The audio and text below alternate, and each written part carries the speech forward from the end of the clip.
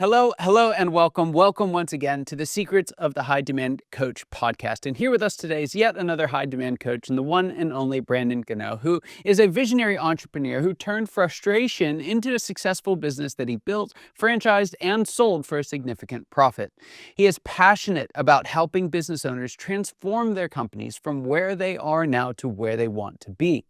As COO of HumanOp, he is pioneering an unprecedented approach to educate and empower small business owners to achieve business growth like never before. Well, Brandon, we actually had a chance to meet at your podcast. So just before we jump in here, tell us a little bit about your show and who you built it for, who's a great listener for you guys. Yeah, Scott. Well, first of all, thanks for having me. I love getting the chance to talk to you. Your episode on my podcast, Harmonious at Lunch, was a ton of fun, and quite honestly, one of the best episodes we've had on the show now. I built it for the me of a couple of years ago, and I'm sure you've heard from entrepreneurs just say, I wish I could just cut through the noise and hear from people who are kind of like me or have been in my shoes, but aren't those celebrity entrepreneurs who just kind of they talk to nobody, quite frankly. That's just my personal feelings about it. But I wanted to bring on amazing experts who have walked the walk, talked the talk, and actually grown their businesses and can help entrepreneurs do the same. And I hope I can be that for your audience here today. But that's who we're looking to put out Harmonious at Lunch for. That's awesome. Check it out wherever you get podcasts.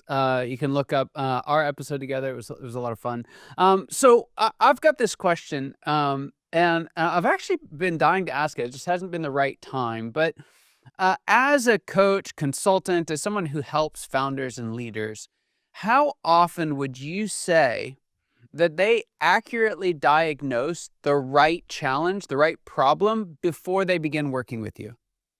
0% of the time. Maybe I'm being a little dramatic, maybe 1% of the time, but very, very rarely. And so let's just unpack that a little bit because I've had a very similar experience. What did they think that the problem is coming in? What are the most common complaints that you hear? Well, let me flip that around because this is actually where we start with a lot of people. So, Scott, for you, I know you've grown businesses, you help businesses, you do a lot of things. What's your favorite part of your own business to spend your time in? What's my favorite part in the session room, hands down, with the team? Okay. Okay. And a lot of leaders would also say that.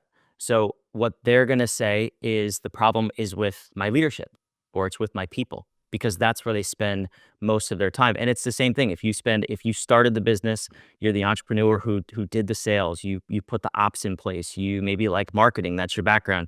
We always tend to think that that's the first place we should look because that's what we like doing the most. That's what we're Yeah. most passionate about. And that's what people come to us with. If they have a lead problem, for example, they'll say, I have a lead problem. I know for sure there's something wrong with my marketing or my lead gen. And like I said, 99 times out of 100, it's never where they say it is. It's always somewhere else in the business. And the first thing we have to realize is your business is not a set of silos. That's what corporate America has taught us. That's what the biggest companies in the world have taught us, that we have departments and silos, and sales needs to fight with marketing, and Michael Scott needs to fight with Toby, and so on and so on. I mean, it's even in the TV shows that we watch. So we have to first realize that things are connected, and then we can start to understand the dynamics of how things work together and really get to the root cause of problems in our organizations. Yeah. It's interesting because that connectedness is one of the huge competitive advantages for relatively small businesses, in that 15, 20, 50 range, somewhere in there. It's so much easier to get 15, 20, or 50 people connected than 1,500, 2,000, 20,000. And so this isn't a conspiracy thing, but when we play the wrong game, we lose, right? As small businesses, when we play the big business silos game, we just do it worse and smaller than they do. And so I love this idea of turning that around on its head and actually taking advantage of one of the biggest advantages that we have. So getting back to this diagnostic issue, why do you think it's so common for founders to misdiagnose their problem? What's getting in the way of doing that properly? It's a proper analysis of self, first and foremost, and a willingness to understand where the problems are. It's one thing to say logically on paper, my problem is in an area I didn't consider. However, as leaders, as entrepreneurs, we start to get our ego in the way, or maybe pride a little bit of vanity.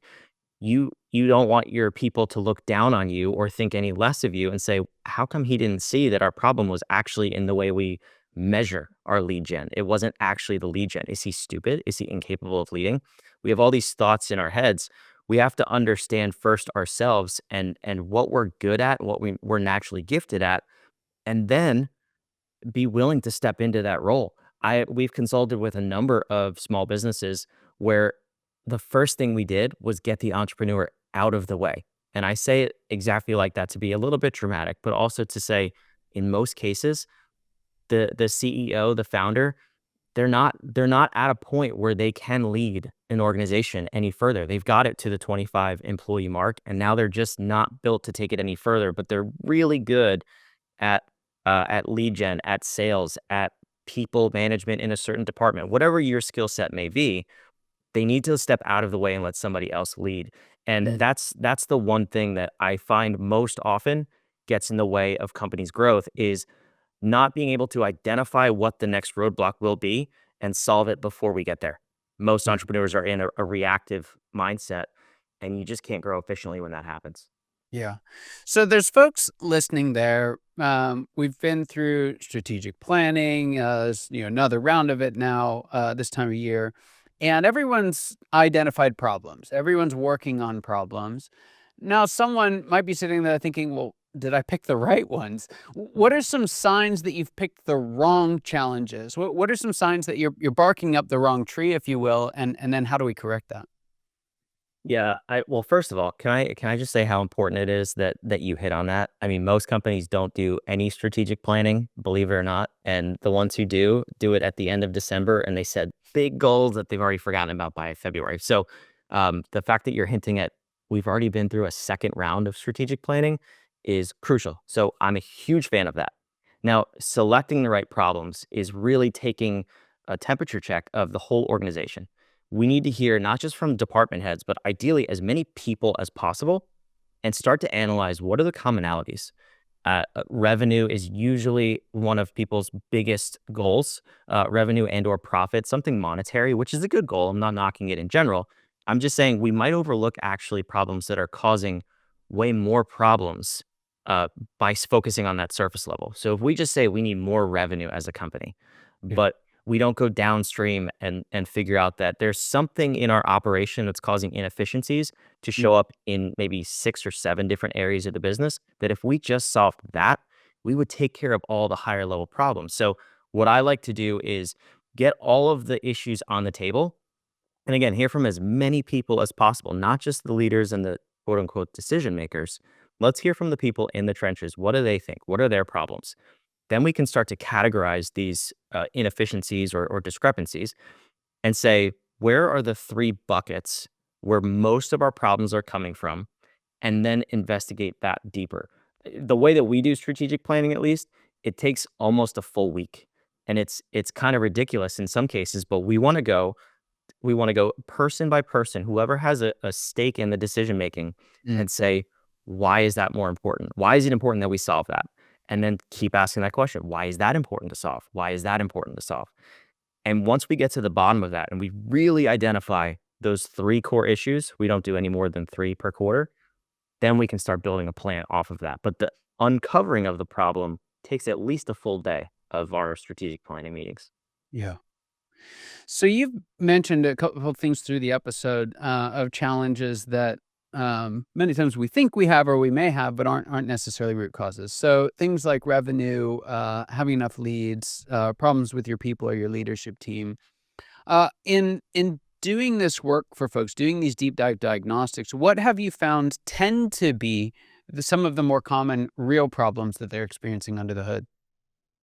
Quite honestly, it sounds like a woo-woo issue, and we get that every time and people push back on it, but almost 90% of the time from the diagnostic that we do run, there's a problem with the company's navigation. That's our name for that discipline, but it's strategic planning, like you're saying. And what we look at first, though, is actually before we get into the plan, It's what are your company's core values, the mission, and the vision.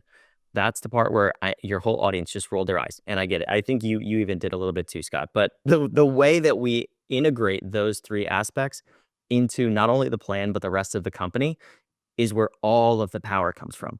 So when we're analyzing what are we going to do this quarter, what are those three problems we're going to solve or objectives we're going to shoot for, if we're not first saying what's the mission we're on and what are our core values as a team, as a company, and tying everything we do back to that, we're already deviating. We're getting off track.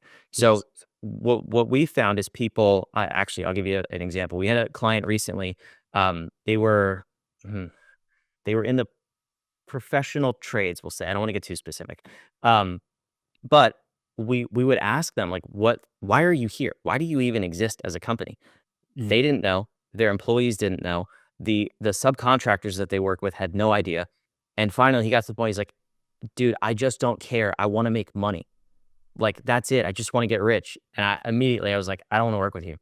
That is not a good reason to be in business because with that as your prime directive, you're going to make decisions that will end up compromising other people you're working with, whether it's your employees, your subs, your clients. And we started to do a little digging and found out that they actually were ripping off both clients and subcontractors. But I mean, technically they were in line because they just wanted to make money. Yeah. So that's an extreme negative example, but you can see the power of that. If you tie everything to your mission, for Yes. good or for bad, you can at least make decisions in line with that mission. Yeah.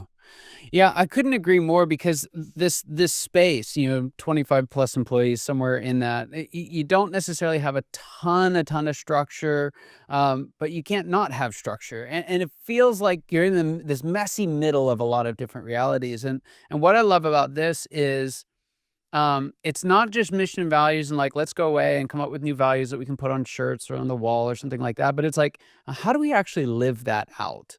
And that tends to be what's lacking for organizations of this size is you can't do that by like kind of personal, willpower or charisma anymore. There's just too many people.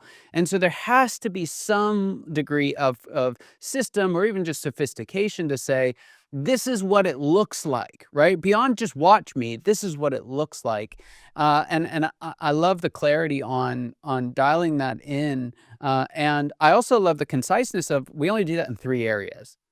Because some folks will hear that and it's like, "Oh, we have to change everything." It's like, well, then you're gonna change nothing. So, it's really powerful, really, really powerful framework. I love that. Brandon, there's a question that I have for you. I ask all my guests. I'm interested to hear what you have to say. What would you say is the biggest secret that you wish wasn't a secret at all? What's that one thing you wish everybody watching or listening today knew? Simply put, it's that the marriage of people and process is actually way simpler than we think.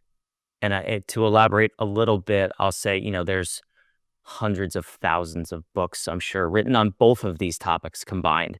And and we tend to think that we have to overmanage and micromanage. And then there's this framework and that framework. And we read all these books and we just get confused or watch the courses or hear from coaches and consultants. The simpler you make both of those disciplines, Yeah. the more effectively and efficiently you can grow your organization, and there's truly nothing that's gonna get in your way when you do them both right. But the more we get in their way, the more we convolute those 2 spaces, which are the most overly focused on, that's when we stunt our growth as entrepreneurs. Wow. Wow. So there's some folks listening to this, and they want that. They want simple. They've just been drowning in but like the sea of opportunity, the sea of challenges. It just feels like there's a ton of everything, and they need someone to help walk them through clarifying that and getting down to just 2 or 3 things that they can really work on. How can folks find more out about you and the work that you guys do there at HumanOp?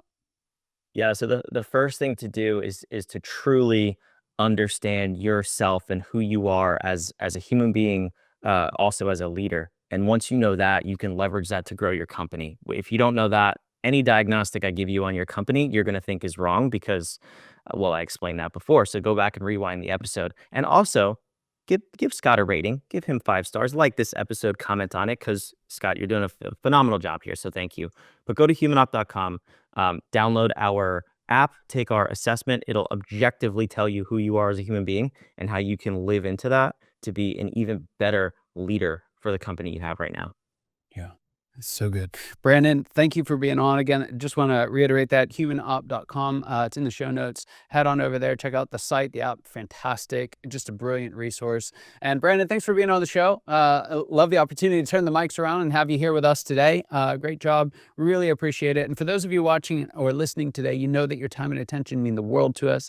I hope you got as much out of this conversation as I know I did, and I cannot wait to see you next time. Take care.